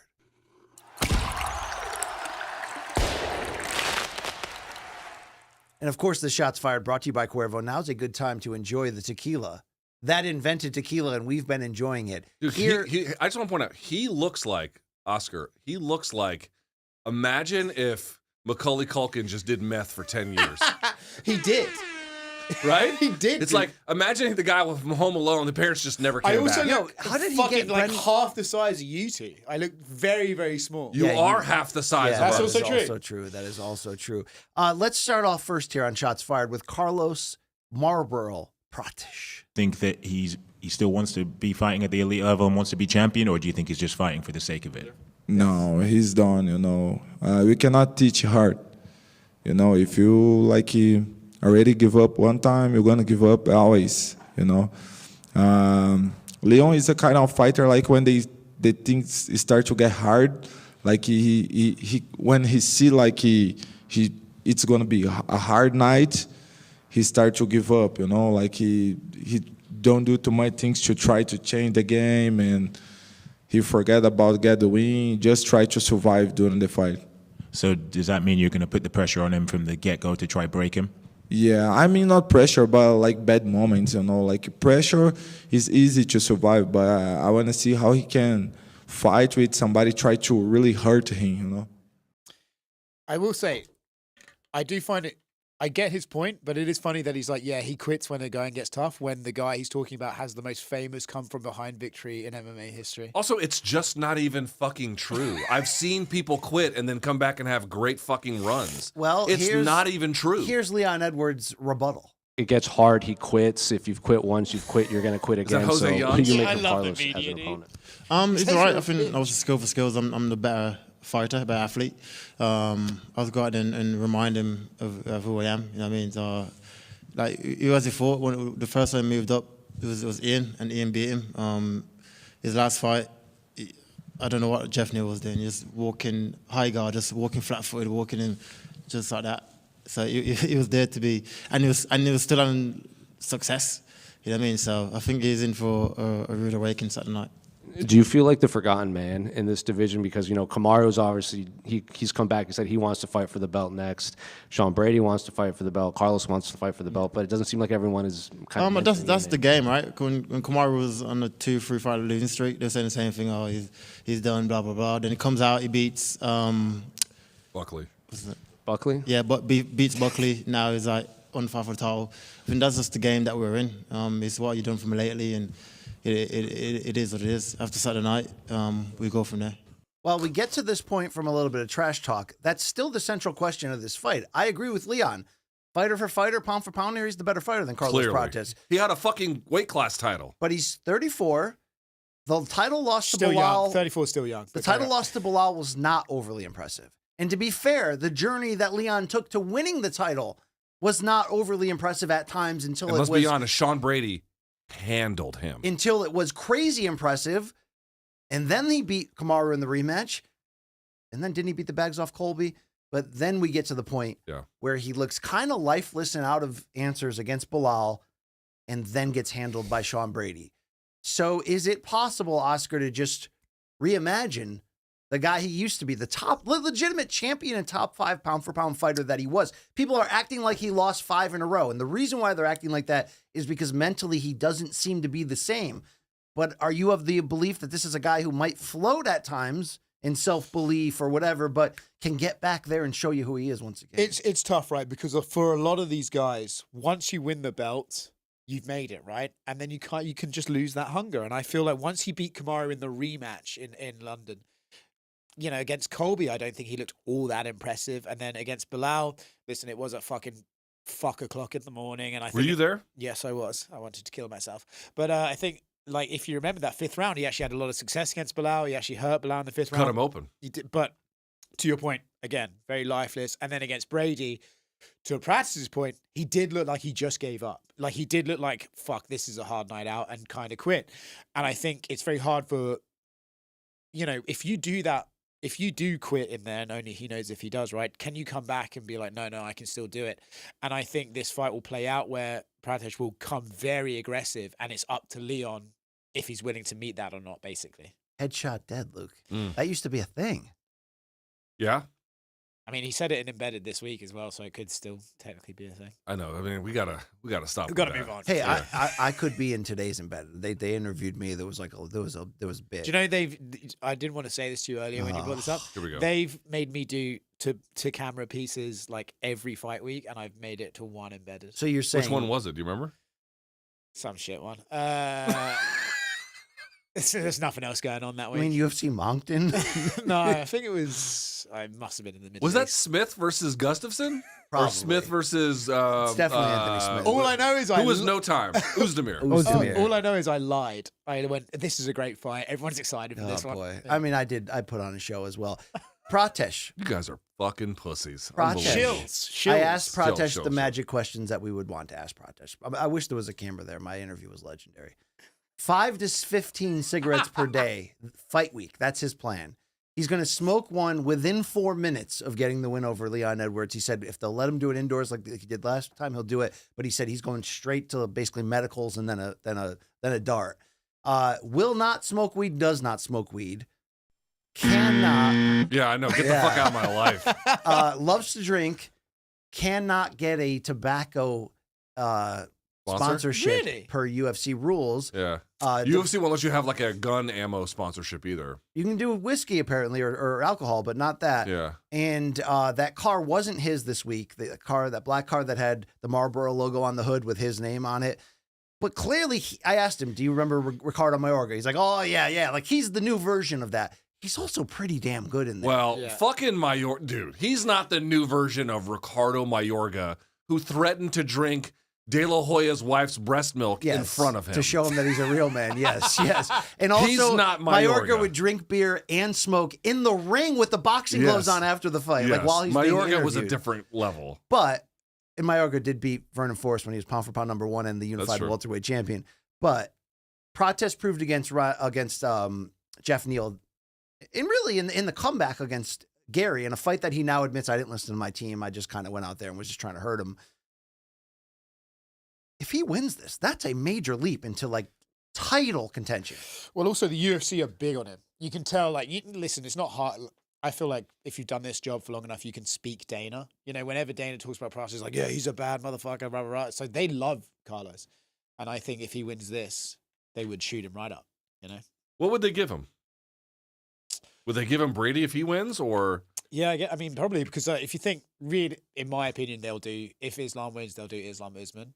But then again, Yeah, really? You think they're going to do Islam Usman? They are fucking for sure. It's not a secret Just why name Dana value. White got in that Sorry? argument. Just name value alone. Did you see they it- probably got 1 or 2 more out of Usman, so why not just Luke, did you see a week ago Dana got into an argument with some question asker? Oh, he called him the greatest welterweight of all time? He's like, it's not even a debate. Usman's the greatest yeah, welterweight. like of all it's not a debate. GSP is. That's him. Like I think when he said that to Kamaru, didn't he? But I don't know. But he glazed John Jones the same way about pound for pound when they wanted to John Jones to play ball business wise. They feel like they can get another payday out of Usman. But to be fair, you get a title shot off just beating Buckley. to be fair, Usman didn't look bad against Chimaev in the defeat on late notice or Buckley in winning. I got to give him that. Even though I don't like that he's been ranked. Dude, that was a hell of a performance against Buckley, but I didn't think he was going to get a fucking title shot. So what are they from going it. to? Does Shavkat have to play his way in again? Yeah, he's been out too long. Yeah, man. You gotta go be active. Okay, so if Gary wins, they'll hold him for a title opportunity, right? So that means that Yeah, so what if Gary wins next week? Yeah, see, but then I think it depends on if Islam or JDM wins. Because JDM, told Ian that his son wasn't his. So I think there's a bit of a backstory there. Right. But I think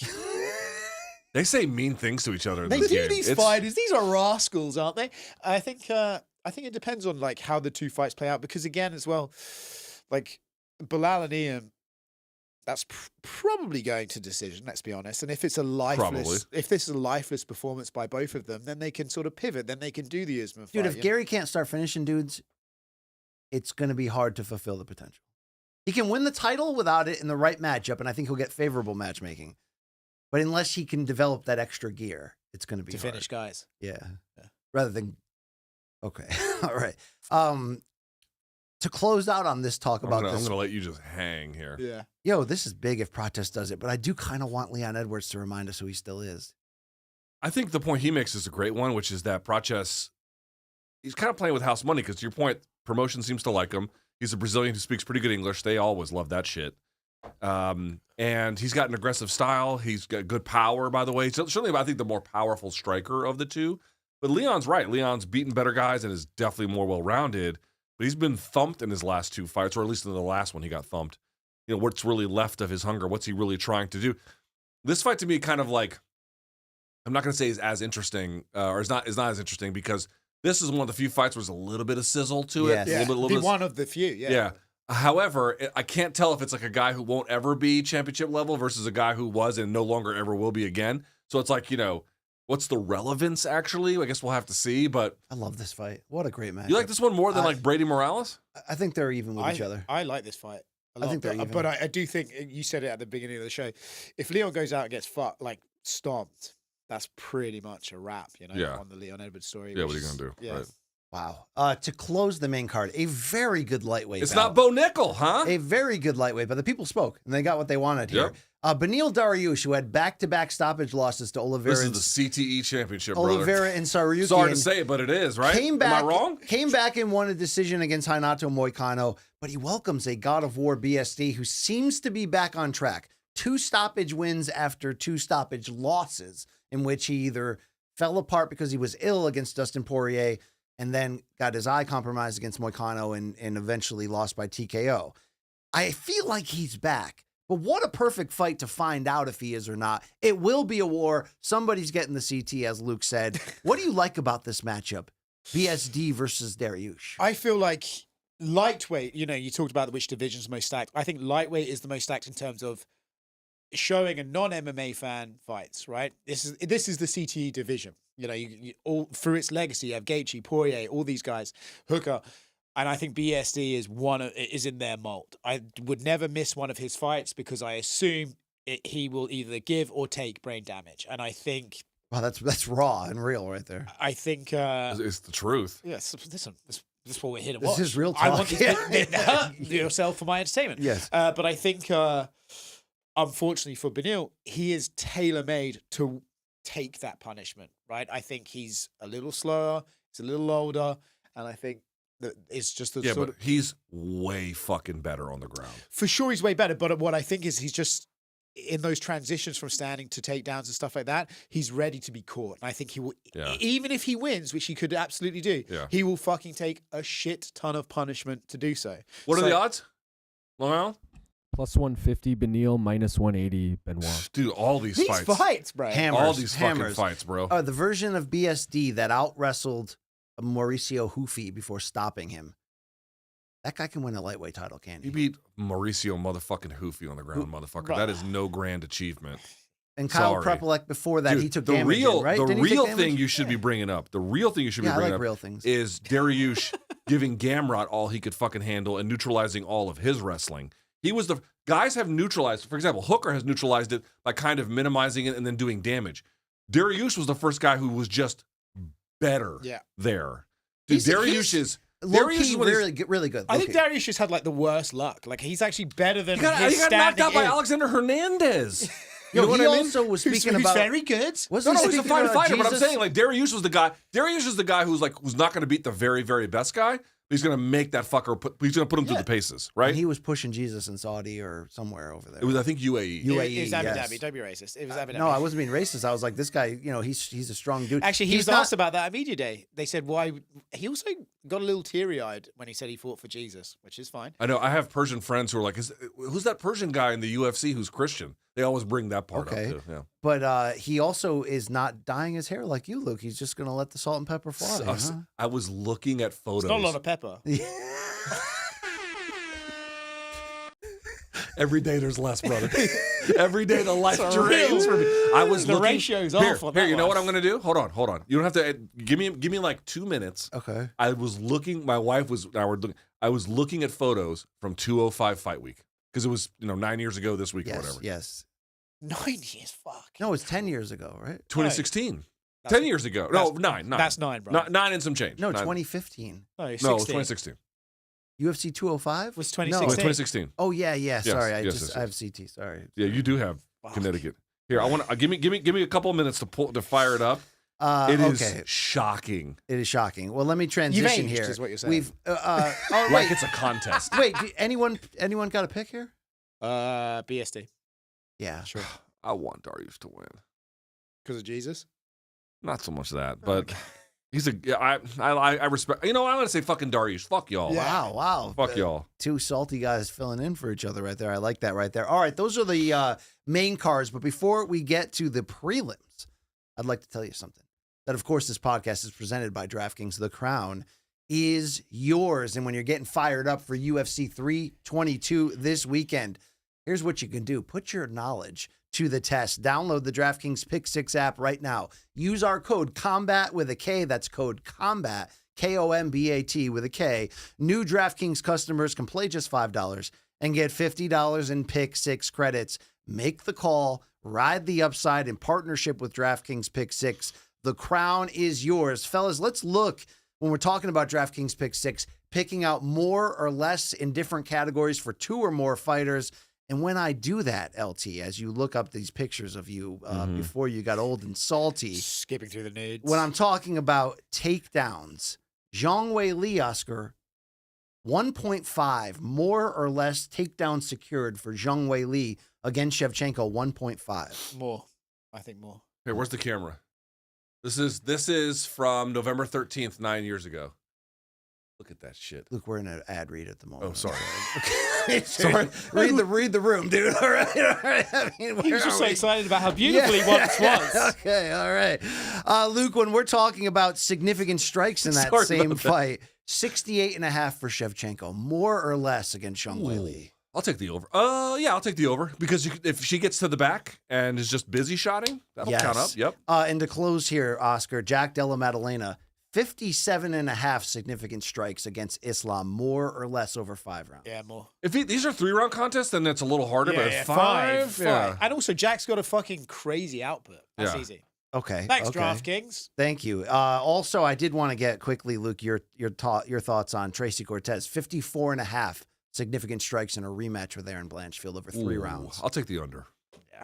All right. By the way, they have Makhachev at 49.5 significant strikes. I'm going.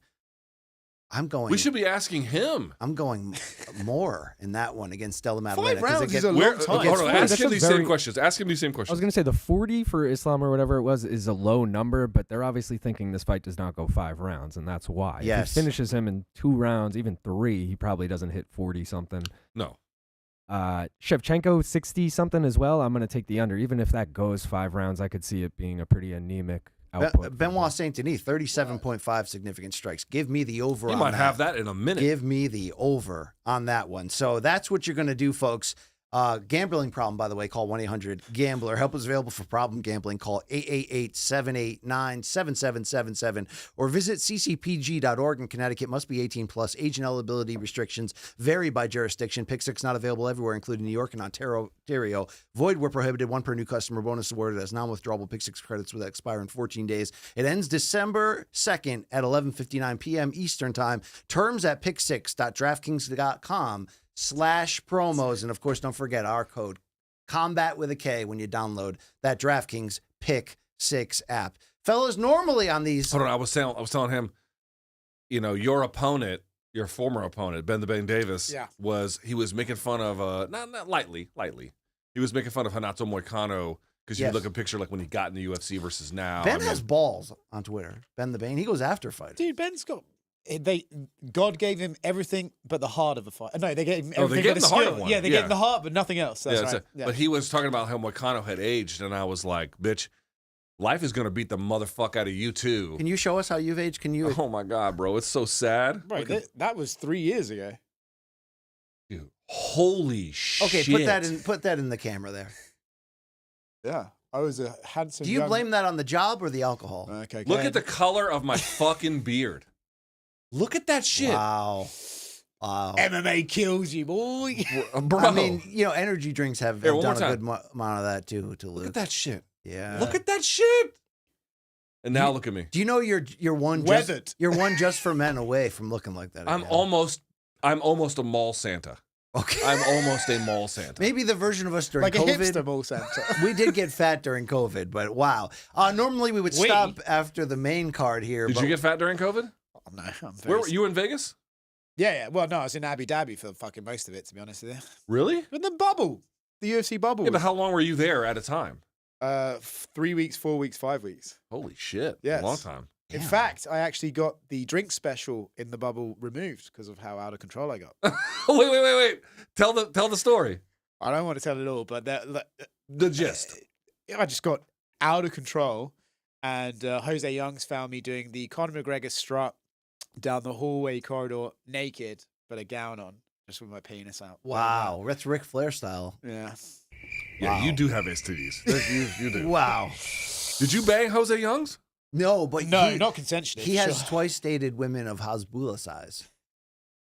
Didn't say I dated. Dated them. is an aggressive word in this Yeah, conversation. Yes. You had romantic had relations. episodes. Yeah.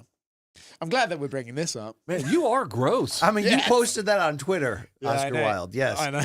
Let's get to the featured prelim on Saturday night. It's in the middleweight division. As Bo Nickel. Bo Nickel enters his own referendum. And I asked him straight up, is that fair to say You talked about to him yesterday, too? coming off of one defeat? Bo said, one-on-one. yeah, that's fine. Do you have video footage of it? No, because Bo Nickel Why not? Where's your camera? not only had I don't want to say a questionable decision over Paul Craig. I thought he earned it, but he had a fight in which he got booed against Paul Craig with prime matchmaking opportunities in which he didn't shoot at all. He just had a really kind of bad performance striking and got lucky he didn't lose on the cards. comes back against RDR and gets gassed out, kneed out, and stopped in the first half of the fight.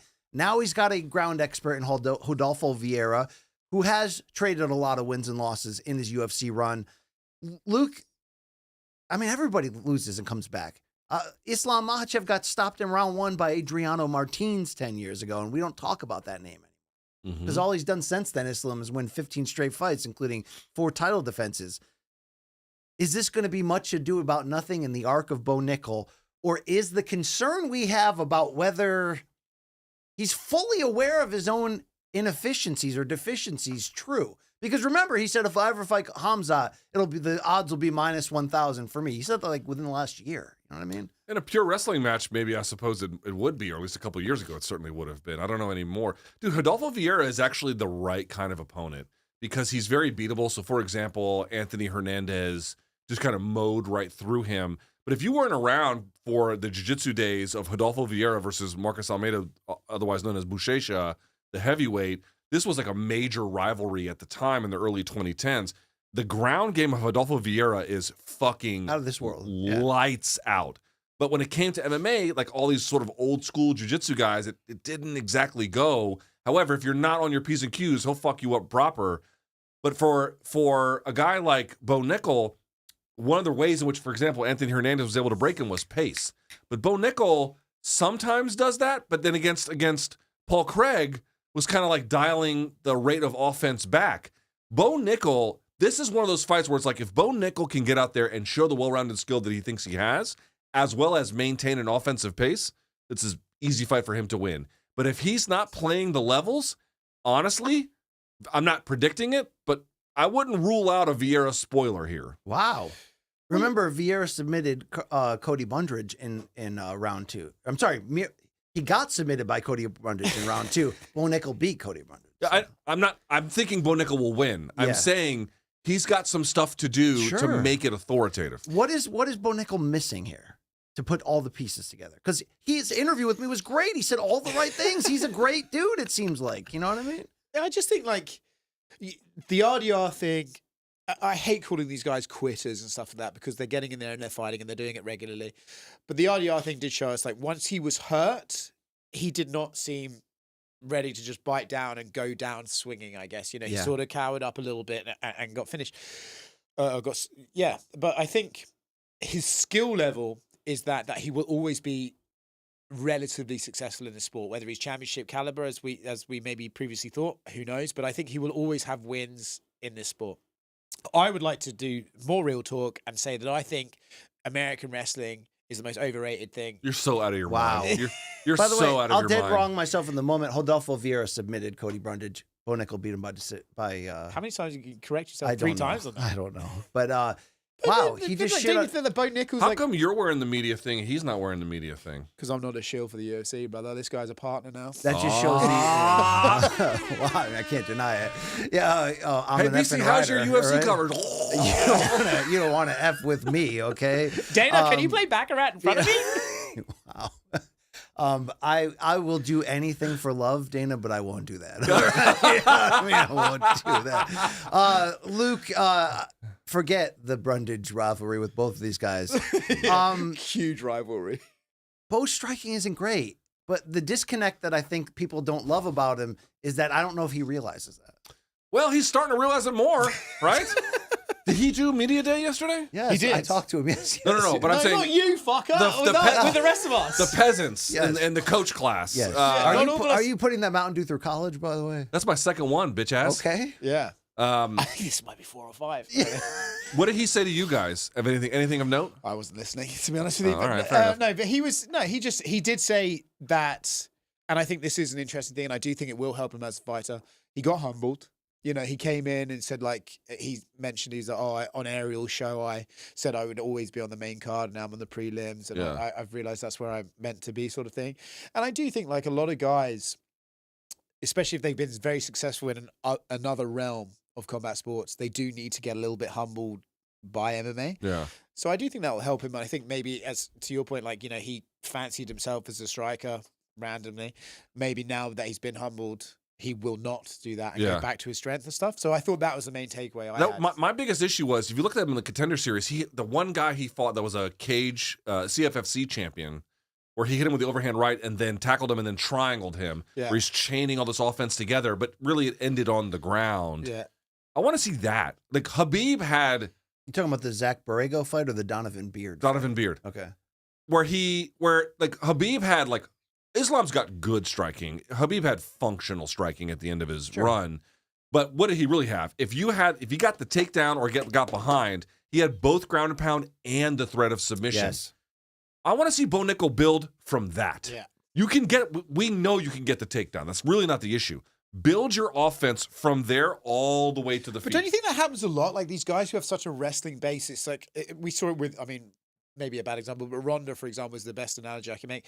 It's like they were so grappling heavy that the moment they have success in striking, they're like, oh, I'm a striker now. Yeah. This is more fun. And then they go all in on it and then they get fucked And up. it's like Usman it's like kinda did that Betch too. Correia is not the same as Amanda Nunes. They're both Brazilian, but the challenge is Yeah. quite different. Yeah. No, that's very fair right there. I mean, I hope for Bo's sake he can figure out a path there and he can It look would good be doing good for American and frankly overall MMA if a guy like Bo Nickel could come from Penn State and actually, even through this like you want to call it a redemption arc, actually turn into something kind of awesome. That would be good.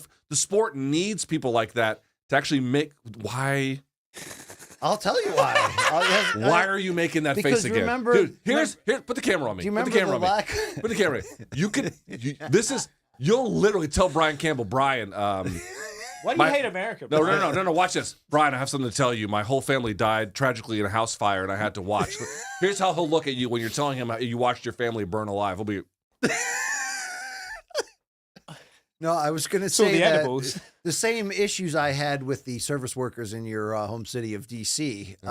In terms of them not getting my humor. I had it. no, they got it. I had a particular They just exchange didn't love it. with Bo Nickel where I was like, yo, like everybody's trying to get on the White House card. You know, is there a path for you? And he's like, yeah, I talked to Mr. Trump recently and I'm one President of his, Trump, please, Brian. yeah, I'm one of his favorite fighters. And I was like, yeah, what's going on with Trump and like that Home Depot gold lame that he's putting all over the Oval Office? I'm like, it's kind of tacky. And then he was like, I believe Mr. Trump has very good taste. And Wow, that didn't land.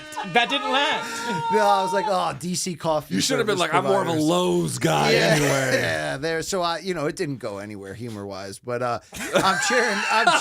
Okay, you know what though? That one's funny. I'm cheering I like for that Bo one. Nickel just the same. And of all the things you could have brought up, his taste in, In gold? architecture was not Oh, the yeah, worst yeah. thing you could say. I mean, I could have. Yeah, enough of that. Let's go to Roman Kopylov against Hobocop.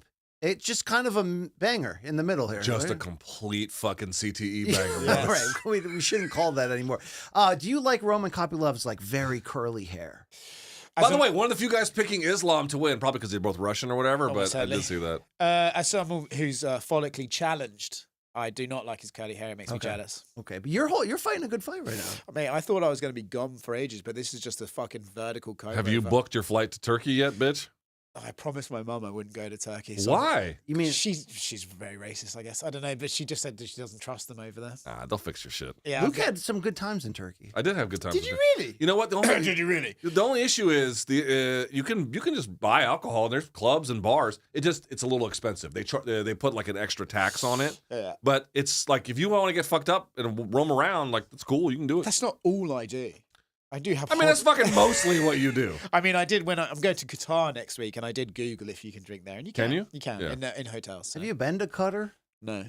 I lived in Qatar. Luke lived Did there. you really? My dad was a Military diplomat. or Yeah. what? No, my dad was a diplomat. Do you know that Luke was born in a New Delhi in India? Wow. So you're not even American, really? I am American. Nah, Indian. I have no Indian citizenship. I've never had Indian You're citizenship. Indian. Okay, let's talk about this women's flyweight bout. It's a rematch from the regional go. days. Here we go. Big one. And Erin Blanchfield believes that this is her path back to the title level and into Former a Hammer of title the Month. shot. Even though the former Hammer of the Month has that one pro defeat against Manon Farrow, and it was humbling to some degrees. I mean, she kept trying for the takedown, but her striking got exposed on that level. She welcomes a Tracy Cortez who beat her on the regionals when Erin Blanchfield was very young. Now they're going to rematch. Cortez has a great record, but has that loss in there to Rose Namajunas. Blanchfield's fresh off of beating Rose Namajunas. What does all of that mean in terms of what we're looking at here? Because hate it or love it, this fight is a contender's fight here to push one of them fairly high up, Luke. And I think it's going to be an interesting matchup. I don't know what to make of this one. Cortez has had, I think, a decent run in UFC, but not one that's been spectacular. Right. Blanchfield was one that kind of jumped out to us, but then kind of came back to earth. And now we're trying to sort where they are. I feel like Blanchfield has had to fight better opposition. And even though she lost against Fiorot, like the kind of experiences that are going to give me the sense that she may have just a little bit of a competitive edge on it. But Cortez, here's the problem with Cortez. She starts out real strong and then kind of, she doesn't like fall apart, but she kind of fades a little bit over the course of a bout. And I feel like against Blanchfield, that could be a problem. I feel like I'm going back to yesterday at Media Day where Islam said, I have plan A, B, C, and D. I feel like Tracy has plan A. And then if that doesn't work, you sort of see her almost stagnate in the fight. You know what I mean? She sort of goes, oh, fuck, it's not working. So to your point, that's what I think happens to her. This fight, I actually believe, is probably like a contender fight, right? I think it really is. Just, because I feel like if we go back to the matchmaking, and this is maybe a bit sort of behind the scenes, these two are like, to me, it feels like the promotion is trying to push these two. Tracy is very marketable. Tracy's getting a huge push on social lately, by the way. She's very marketable. And she's 6-1 in her last 7. She bounced back from the Rose defeat to defeat Viviana Araujo. She has beaten Jasmine Jasdavicius. These are good wins. But it's a step down, her wins below. I mean, she fought Justine Kish, but it was only a split decision win. Nobody shit their pants in that fight. In the same way Paulo Costa y Romero looked great on the poster, her and Dern looked great on the poster too, That's very true. I think Erin Blanchfield's the better fighter, even though Blanchfield lost by split decision in 2019 and LFA at a different time in their career. Is this going to be a humbling fight for Tracy Cortez if she ends up getting taken down and beaten in top position? Because that's Erin's strength. That's when the cold-blooded comes out. Yeah, I mean, I think any kind of loss like that would be humbling. Ruinous, no. Does she have the takedown defense is what I'm asking. I think for parts of it, she will be. Consistently, that I doubt. Okay. Yeah. Okay. Interesting matchup right there. Are you guys psyched at all for bantamweight Malcolm Wellmaker's rise and his fight against Cody Haddon? I'm fucking high on Wellmaker. Tell me, let's go to this guy because I know he's high on Wellmaker. Everyone No, is, he's but high. Like, yeah. I was just I am high. I was just saying I hate this fight, and Wellmaker actually said it yesterday at Media Day. He's like, I don't know why they're putting two prospects against each other, but like, shit, all right, we gotta go. Like, I almost feel like they could have had 3 more fights and fought each other when they were ranked or something. Like, maybe I'm too high on Cody Haddon, but I feel like he's legit, and this is probably Wellmaker's toughest test. Wellmaker can fucking thump. He's fun. He's super fun. Dude, he's fucking sick. By the way, we know you like a good drink. Do you get down with the marijuana? With the left-handed cigarettes? Do you know, it's funny, actually. I smoked my first joint in like 5 years last week in New Zealand, and I puked for 5 hours. So, no, not really. Is it legal in New Zealand? No. I don't think so. No, Yeah. I think medicinally. I don't know. Wow, if you switch over to that, though? I've tried to become a stoner to sort of like chill out. Yes. It's not working for me, though. I'm more of a upper guy. Yeah. Yeah. He'd rather burn out than fade away, and I respect that. Yeah. No, I want to just burn out. Yeah. Bury me in smoke. Yeah, that's great. Is Cody Haddon on this level?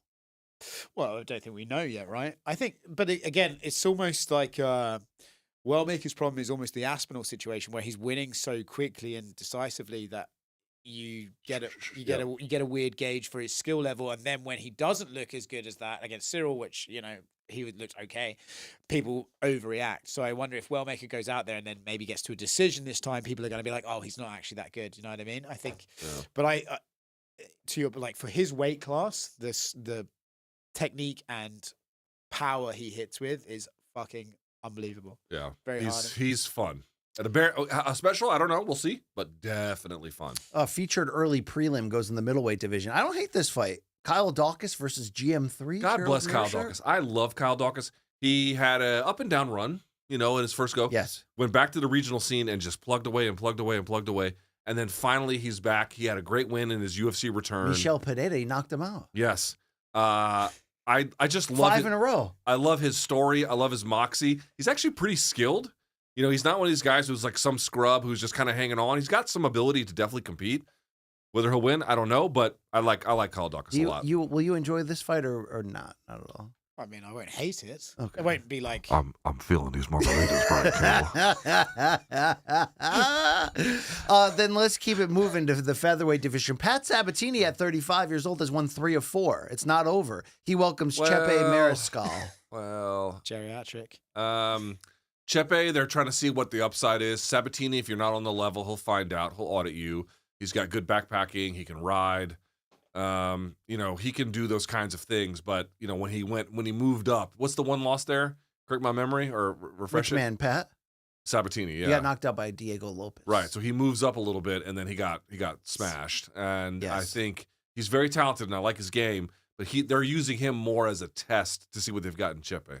What do you think about this women's strawweight battle as 40-year-old Angela Hill what do you think? puts her 18-15 record against... I love Angela Hill, too, I do, man. too. Against She's Fatima 40 Klein. years old? Bro, she's 40 and is still in good shape, still training. Oh, she was showing abs at the media. Still day, has yeah. a good attitude. No, I don't mean it in a gross way. I mean like she's... We know how you meant it. All right. How would that be a gross way? She has reaction? I don't know. Was that racist? What was that? No, sexist. It was sexist. Okay, all right. Yeah, He's please not put me racist, in the he's right misogynist. category. Come on. Yeah, right, fair enough. Yeah. Fatima Klein was hanging out with, I think she trains with Aaron Blanchfield. They were doing the media rounds together. I wonder if this is an opportunity for Fatima to make a leap here against a name, right? I don't know what to say about Angela's career, except I just appreciate her perseverance. Whether she'll win every designated bout she's in, she's up and down, right? Like, very. Like she wins one, she loses one. She wins one, she loses one.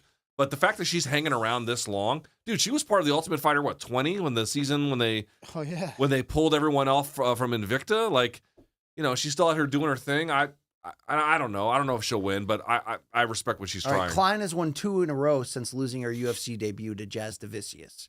Is this a story or is this just a fight? Just be honest. I think it's just a fight. I think Angela Hill is someone that fight fans should appreciate because she fights anyone. She gives it her best every time, and win or lose, like she comes to fight. I think she made the comparisons herself to Cowboy Cerrone. Yes. And you know what? The sport needs those people. So have you fathered children on a level of Cowboy Oliveira? Have I fathered children? Yes. None that I speak to. All right. Well, that's interesting. To close, we got 2 more fights, but I don't know if you care. I mean, I'm going to open the curtain jerker excitedly with Slava Claus against Mateus Camillo. I have a train in an hour. But what about Baisingar? I wondered why you were like... Su Surkaev. He's making a little bit of noise, Baisingar. I'm a little bit less sold on him. The middleweight, he's got Eric Mick Conoco in front of him. So he should win this fight, and he's got good skills. But he's a little too hittable, and he's way overselling how good he thinks he is. That could be a problem. Maybe not today. Not today. But Long Island, look, you love Baisingar. Nah, but he's the biggest favorite on the card. He's like minus 1,000. Yeah, don't get me wrong. I'm not saying he's going to get tripped up here, but his attitude is a little nickel-ish. All right. Yeah. All right. Let's put a Bo Nickolish? Yeah. Let's put a wrap on this fantastic show and a great performance out of everyone. Oh, this fantastic show. I'd like to thanks on behalf of the group, myself. I'm going to skip the press conference. Hopefully I'm just going to get audition. fucked up now. Yes.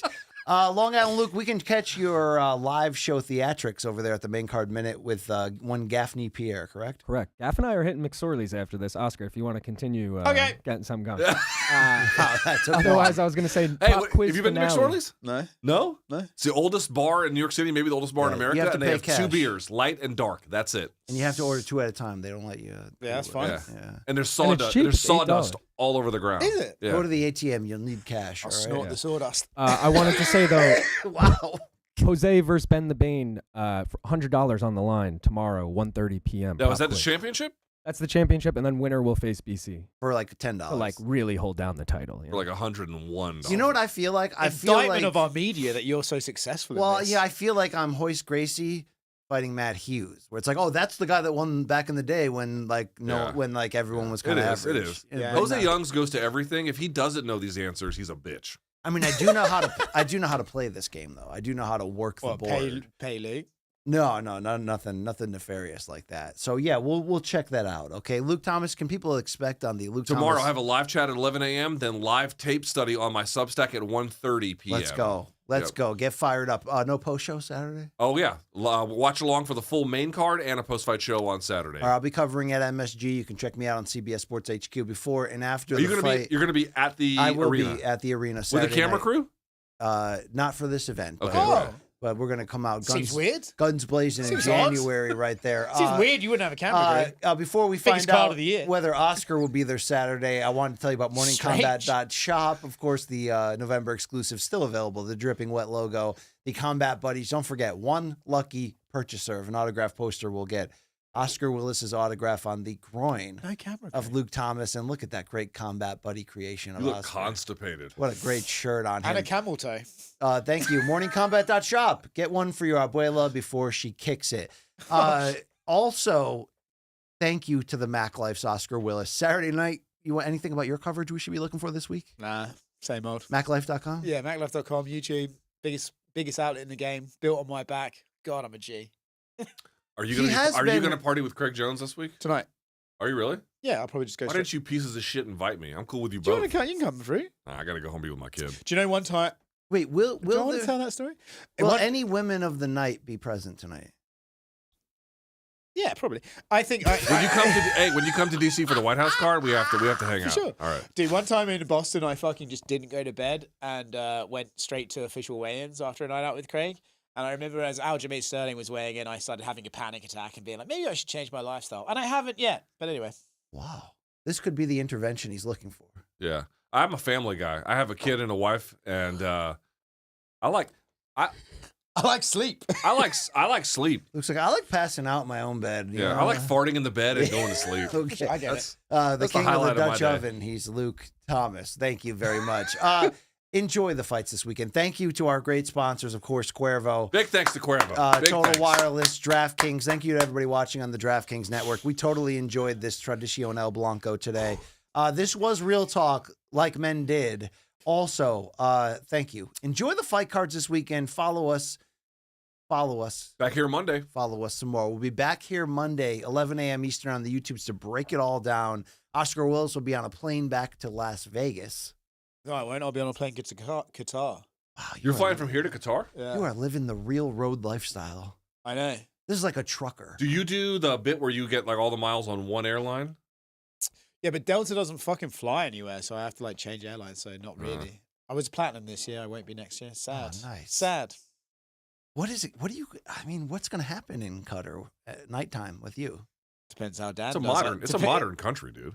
No, they have an Irish bar in the hotel. I did Yeah, check. it's a modern country. Like Well, it's. depends how Dan I does. was talking more about hard drugs. Oh. I've been told that they have a lot of prostitutes and drugs there. Okay, so you'll fit in. You should good. not say this on the before you've crossed customs. We do appreciate I've your. been told. I didn't say I was going to partake. I mean, Right. you've been on the show before. You've been in 2 different documentaries, number 5 and 6. Yeah, you have. And, I number am the 5 in star. Cleveland. Yeah, it was great. It was great. Thank you for your contributions to this program. Thank over you the for having years, me, you man. know Yeah, what I hey, mean? give him the hip hop horn for big Oscar Willis. Here. Here we Wilde, go. everybody.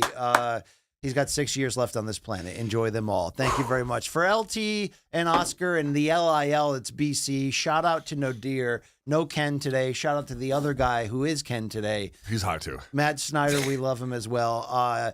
Take care of yourselves up here, okay? It's almost the Thanksgiving time, the best holiday of the year. Get ready. Enjoy it. 322 this weekend. We are out of here.